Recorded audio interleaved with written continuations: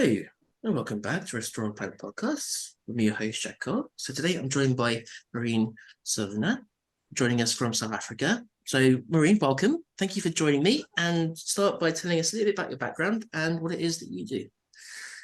Hi, Jack. Thank you for the opportunity. I'm very happy that we get to record that podcast together. So my name is Maureen. I'm actually a French citizen. But I've been living in South Africa since 2015, where I moved after completing a master in conservation from Belgium, actually. So that's a bit my background is research and conservation. And then when I moved to South Africa, I worked on different projects, including for a volunteer company doing a bit of research and conservation work. And then after that, I moved to the Philippines, actually, where I worked on the implementation of a marine protected area, which led to a publication. So that was very, very exciting. First publication at the first author. And I also worked for 3 years in the Okavango Delta in Botswana. So Okavango Delta being a UNESCO World Heritage Site and one of the wonders of nature. So absolutely fantastic opportunity there. And then so I was running a luxuries camp in the Delta for 3 years. And so it's basically a bit of background, research conservation, and the tourism industry as well. So that's how everything came about Ingwe, actually. So the whole project was born there. Brilliant. So tell us about the situation of the Hoedspruit area and why intervention became necessary. So basically, just to give you a bit of context regarding the project. So the name of the project is called Ingwe Leopard Research. And it's a project from the On Track Foundation, which is a UK registered charity that itself belongs to On Track Safaris, which is a UK company that provides safaris in 9 different countries. And the owners, Will and Carol Fox, they actually created On Track Safaris in order to help fund their work in conservation. And so 100% of the benefit of On Track Safaris are going to the foundation that is then going to Ingwe. And then Ingwe was born, the whole idea about Ingwe, the stage it is now and where it's operating was born actually when I was in the Delta. And when I realized that the guides and the guests, when they were coming back from game drive, they have such a huge amount of access to information on wildlife, and they can truly help with monitoring those wildlife. So with all of this idea, basically, I decided to present this to the On Track Foundation and to take over Ingwe again. It used to operate for years, but now I was just taking over. And basically, I decided to start the project in the Hoedspruit area, which is in the Limpopo province in South Africa. So it's northeastern side of South Africa, next to the Kruger Park. And I started over there at the beginning just because I knew the area and I lived in the area for a year and a half. So it was a bit easier for me to start a new project where I had different contact. So just to give for people to understand a bit what Hoedspruit look like. So it's a very small town, but it's surrounded by many private game reserves and also by the Kruger Park and by other reserves that are open to the Kruger Park. And basically, so in the area, I felt that there was maybe a need to try to coordinate research on leopards in all of these reserves. So that's why I decided to focus on that place. And I feel there's a lot of work being done in the area in terms of wildlife in general. People are really aware of what it means to be in conservation and what conservation does. But there was no big project on leopards. And I'm a big leopard fan, so I thought it was a great way to get started there, basically. And what are some of the things that you found regarding leopards, regarding perhaps populations, behaviors, trends, etc.? So basically, the kind of challenges with leopards in general is that we don't have good ideas of how many leopards are actually out there in South Africa. The estimations show that there's between 2.8 and 11.6 thousand individuals.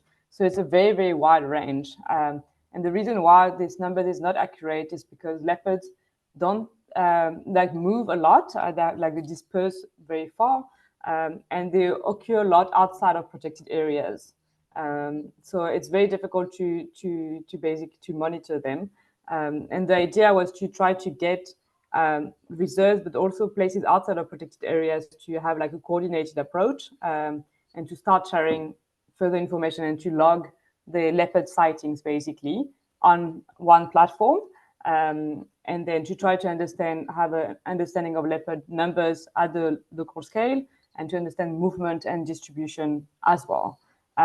So that's some of and all of this is like possible because I have so many different stakeholders, or what I call citizen scientists, actually logging information on those leopards.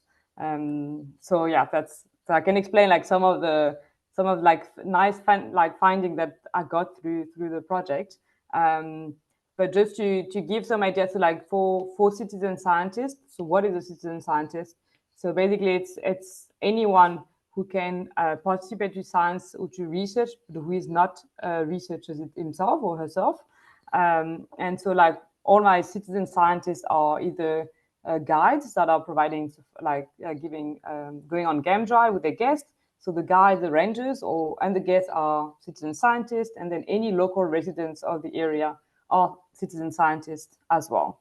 And look, so what is very interesting in that citizen science allowed to collect a huge amount of data, but like on the long run, and instead of doing like a snapshot of a snapshot study basically.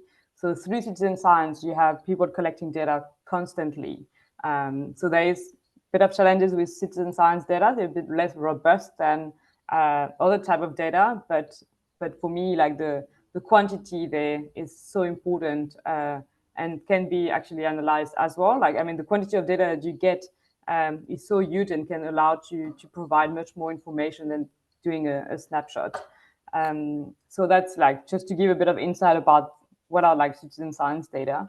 But like some of the cool findings, I mean, it's nothing huge. The project is only a year old, with like the number of reserves increasing every month. I mean, I started with like 5 in January. I'm on 25 now. So there's quite a big growth in terms of how many stakeholders join in. But like, for example, recently there was, we had like one of these locations called like a wildlife estate, which is where people live basically, but there's also wildlife going through. They have like zebras and giraffe and warthog that are also living in among the houses, but leopards also occur a lot there, which can bring some challenges. I can talk about a bit later. But recently there was like, in March this year, actually, one of the male leopard that was born in the Hoedspruit in the wildlife estate moved, so dispersed because he was getting older, but no one knew what happened to that leopard. We don't know if it dispersed successfully. And then 2 weeks ago, the guide from another reserve who was participating to the project shared basically a photograph of the leopards, and then I was able to identify that leopard and tell the reserve who that leopard is, and update also the resident of the wildlife estate saying, okay, I found that individual. He's doing well. He's been establishing a new territory in that area now. So these are things that are very possible now because of citizen science and because so many people are participating, basically. So yeah, that's like one of the cool stories that happened recently that I was very excited about. Yeah. Can you talk a little more to the human-wildlife tension, conflicts sort of situation, regarding all these different species and, of course, leopards? Yeah. So I mean, in the area there's not like heavy, like maybe heavy conflicts, because like there's no like huge farm areas or anything, although there are some, and it happens. But I think the biggest challenge is in the Hoedspruit area is just because there is like quite a growing human population, and actually after COVID, a lot of people from the biggest cities moved to more like wilderness areas because everyone needed a bit of space and nature around themselves. And then so like the population is actually growing, and it means that there's more and more infrastructure and more development, and it means that we're encroaching more on habitat. So luckily some places are protected areas and they are like established reserves. So this one won't be touched, but still there's like a simple thing is in the area, there's one of the main road, and just like, and there's more and more, of course, cars on those roads, which means more potential roadkill with wildlife, with any wildlife. Also, like the speed limit is extremely high on that road, making it like quite dangerous and challenging. So that's due to like an increased human population there, but also the reality that we're having so many people that come to live in those wilderness area that are not like bush aware, that don't necessarily understand what it means to live amongst wildlife. It creates a bit of fear. So, for example, in those wildlife estates, like some people saying it's great to have the leopards going through, so they're always very excited to have a leopard being captured on their camera traps. But then at the same time, they're like, "Oh, this leopard is quite relaxed now. Maybe it's going to take down one of my pets," which does happen every now and then, but it's very still rare. Or maybe my children are going to be endangered. So it's like it's trying to mitigate this and to get people to realize, like, if you move in those areas, you know you're moving into a wilderness area. So there's like some behavioral change to do, and you need for the human for me to adapt to those area, not the other way around. So like it's more like this type of like perception to risk about living in those estates that is quite interesting, and that's something I like to study next year, actually, to do like a proper study to try to understand this. Right.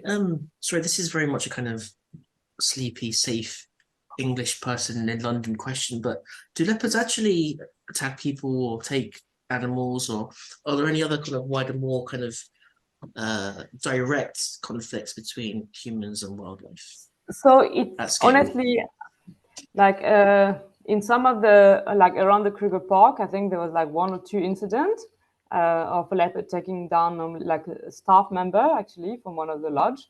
But like it's very rare compared to the amount of encounter that you get. So like if you were to see how many encounters people get of leopards on foot, especially on foot, it's where you're most vulnerable. Like, and how many attacks occur. I mean, it's very small, but the reality is that it's just traumatizing.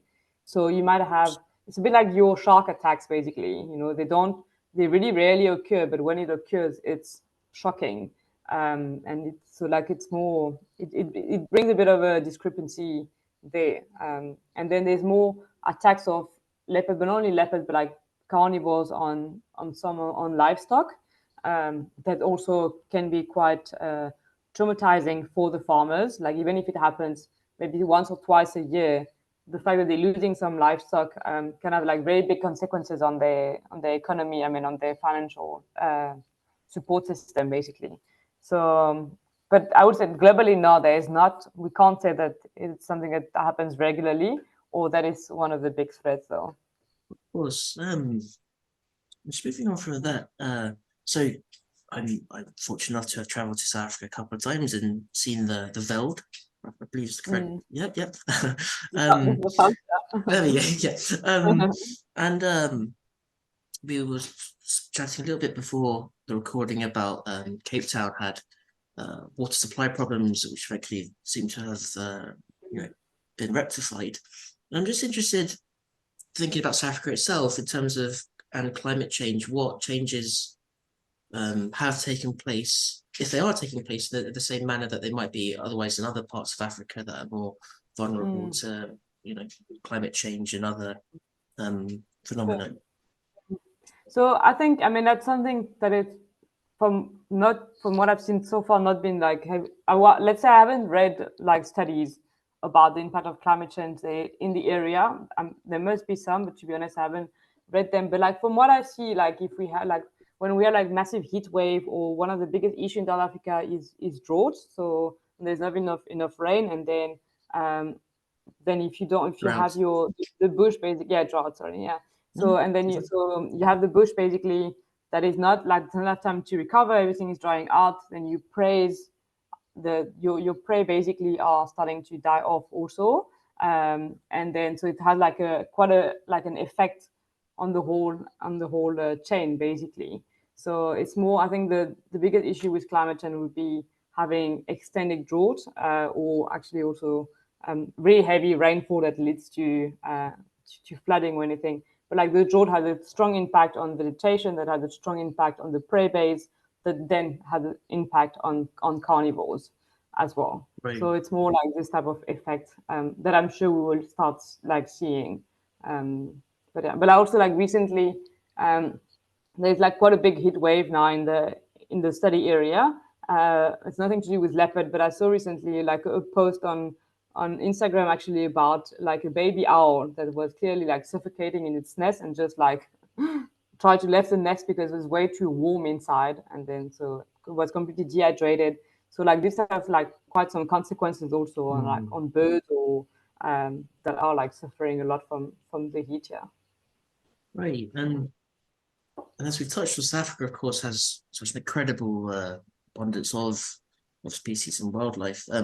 And projects like of Ingwe, how do they fit into the wider South African conservation context? Are there quite a lot of sort of local community groups that are taking it upon themselves? Is the South African government itself getting involved with funding conservation at scale, or how's the kind of the current scene when it comes to Sure.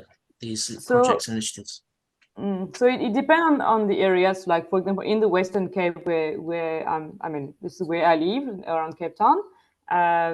There's like one of the organization called the Cape Leopard Trust. So they are like doing all of the work on Cape leopards.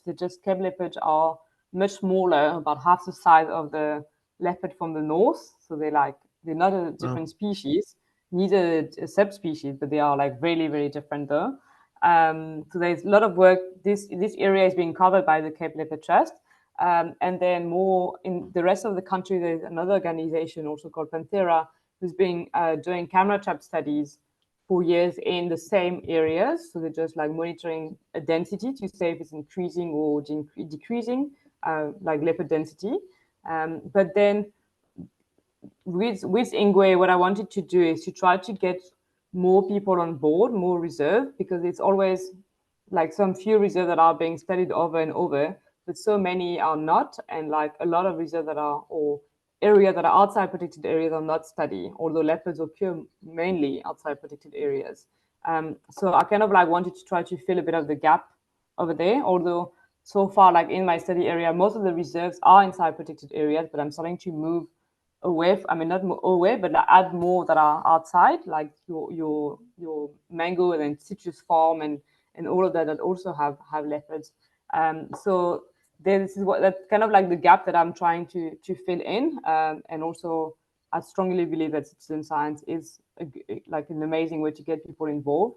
And what is exciting is to get everyone to collaborate a bit more, because what I've realized that each reserves they were doing their own thing, so they had understanding of their leopard population in their own bubble, basically, or inside their fences. But then, who knows what happened when those leopards leave? I mean, they don't stay inside fences. They go under, they go over with trees and all of that.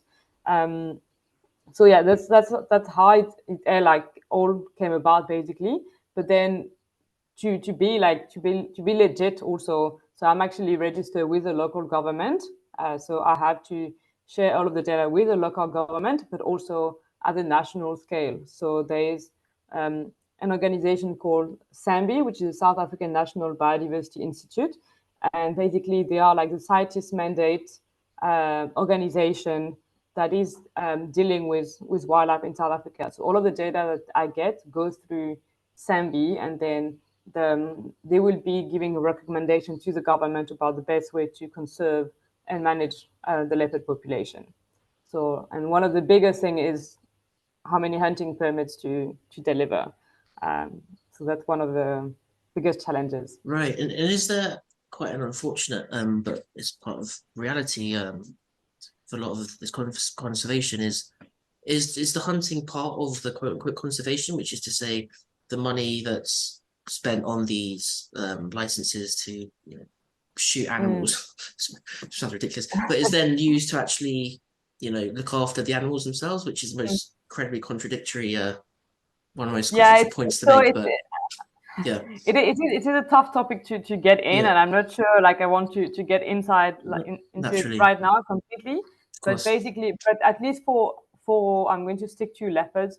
There hasn't been any trophy hunting permits issued over the last couple of years on leopards. They are looking at maybe reopening it for next year. But the biggest issue with trophy hunting, I'm just looking for leopards now, not for other species, is that what we've there was a study that basically asked different hunters if they were able to recognize to make the difference between a male and a female leopard and to age a leopard also. Because what they realized is that in the past, the hunters were targeting some individual without knowing which individual it is actually. And then you might target a female that is in a prime reproductive period, or even like a young male. Or so was quite a big issue. And that's basically after that study, they stopped the hunting and say, okay, we need to reassess how we're going to, like, if we reopen hunting, what are going to be the recommendation. And the recommendation are that it needs to be a leopard that is a male leopard, 7 years or older, obligatory. So they really explain how to recognize those individual, but it's still not reopened though at that stage. So I think in terms of like the money that trophy hunting can bring into conservation is, I think in some part it is true. There are some benefits. I do struggle to see it for the leopards because we don't have enough data and we can't. It's difficult to issue permit without knowing how many leopards are actually around, and also you need to make it fair in the different region and all of that. Of So course. yeah. So Marie, your passion obviously comes across quite clearly, and I was just wondering, tell me a little bit about some of the experiences that you've had being out there with Ingwe or just in general in South Africa. What it's like for someone who what might not have been there. So actually, I mean, with the project, unfortunately, I'm not the one in the field anymore because, as I said, like it's all the citizen scientists that are collecting data for the project. So I'm not. Unfortunately, I received 100 of pictures and videos every month of leopards, but I don't get to see them as often. I think I'm a bit bad luck with leopard, to be completely honest. Unfortunately. But I mean, yeah, that's I can't really explain like this connection I have with leopard when I think about one or when I see one. It's something that, I don't know, triggers a lot of emotion inside me, which is it's difficult to explain. I think people can't see my face, but it makes me smile all the time just to think about them. Wonderful. But yeah, I think it's just like majestic species, and I think the advantage of leopards, honestly, there's a lot of people that are completely in love with leopard. I almost call them like fanatics, which is not necessarily the nicest term, but it shows how people are like get attached to those animals. And the good thing with leopard is that because you can have people connect very easily with that species, by protecting the leopard, then you also protect all of the other species under it, right? So that's like, it's an umbrella species. Especially the leopard that goes really far out of protected areas, doesn't care about fences. So I feel like working with leopards allows to safeguard a lot of other species under it. And for example, some of the measures that I like to put in place, maybe one day, we would have to see depending on what the data are showing. But as I mentioned at the beginning, on that road that I feel like that is basically cutting through, that is going through the Hoedspruit area, where there's like reserves on each side of it. On that road, if we were to put speed bump, and I always give the example of maybe putting speed bump with like rosette pattern, so like the marking of leopards, and then another speed bump with like hyena pattern, and another one with wild dogs, just to remind people that there's actually wildlife around them, and then of course to get people to slow down. But this will of course not only benefit the leopard, it will benefit the whole area. But I feel like if I get to implement this type of solution, you need to get the buy-in of the people. Like, because now if I tell them tomorrow, okay, we're going to put speed bump, I think a lot of them will be unhappy about it. But if you get them to connect with all of those individuals, leopard, to get them to know them, because all of the idea is to have, I mean, I'm providing like ID kits to the area for the whole of Hoedspruit, so like where people can see and see the name of those leopard or their code number, and see like to really get attached to them basically. And then when there is conservation action plan that needs to be done, then they're like, okay guys, we need to save this, we're doing this for them, and you know them now, you know where they're going, they're going through your backyard. This is much easier to implement, and then all of the other species under benefit from it as well. You mentioned this was a couple of questions back now that you've got, I think, some research perhaps planned for next year. And I was just wondering what's in the pipeline for Ingwe? What work have you got coming up in the future? So for next year, actually, so I'm working with I have a partnership with a local NPO, which called Transfer to Africa, and they are like providing me with like students that are enrolled in different university in South Africa. And so like there's a couple of projects that we're going to be working on next year. So like one is to do like the social ecological survey of the perception of risk of living in those wildlife estates, because it is there's more and more talks in those estates about, as I said, like the fear of living amongst leopards and hyenas and all of that. So I feel that's something that is quite important to tackle and to get actually people to realize, because I'm pretty sure the study is going to show that there is actually the risk is very, very thin. So like to get data to realize that. So that's one of the studies I like to do. Probably like a similar one to do in the community areas also. So that would be in partnership with another organization there. So like some study I like to get, and then with the high amount of data that I've been receiving, I mean, this year I've received over 3,000 images of leopards that are all going. I actually didn't mention this yet, but like that, all of the images are being processed on the AI platform that's called African Carnivore Wild Book, and that helps with individual identification of leopards. So all of this goes through that platform, and we are 7 organizations in South Africa using it actually. So we're getting a bit of a database of the leopards in the country, which is fantastic. So I will have students also starting working on the data collected by the project. But it's nice because now there's much more collaboration happening even with the other organization, and we're starting sharing data basically on that platform. So again, there's going to be a much bigger picture, and so that's very exciting. So that's also something that a student will be working on, next year. So that's probably like some of the study that I like to get done, and and then carry on increasing and getting like probably like my biggest focus now is to get like the citrus farm and mangoes farm in the area to participate to the project, because I know they have leopards, and Fantastic. I want to get the information there. And that brings me on really nicely to my penultimate question, which is how would you like to see things, and how could you see things happening in sort of 5 to 10 years time from now for leopards and more broadly for networking, for citizen science and for conservation in Western Cape and South Africa? So I think there's different aspects. I mean, on the citizen science part of it, as I said, citizen science, I mean, it's used widely for birds. A lot of studies are being done with birds, basically on citizen science, not much for carnivores. And I think for me, like I like to see citizen science to be developed much more at a much bigger scale and to carry on developing in South Africa for the carnivores. Although, like as I said, like, there's a bit of challenges in terms of data analysis, but that's the work from the statistical departments that need to find the best way to analyze those data, and it is being looked at more and more. Even in the past, it was being completely underlooked. So the first thing is to get citizen science to be used more to help monitoring wildlife, or at least the big carnivores. So that's one area. And then actually the whole project is actually a pilot study. So I didn't know like how big the project would become when I started it. And I believe that it is working very well to get everyone to actually now share information at a bigger scale. As I said, like I was not sure at the beginning that the reserve would be keen to actually share the information. But like now that I can see that this is working, potentially this could be replicated in other areas in South Africa also, where there are also a lot of reserves where we need like a bigger understanding, like the leopards numbers and movement at a bigger scale. So potentially, if this carry on developing like it is, it could be. But I would love to get more people on the team, because I'm a one-person team now, so I can't spread too It's often far. how these things start. Yeah. Yeah.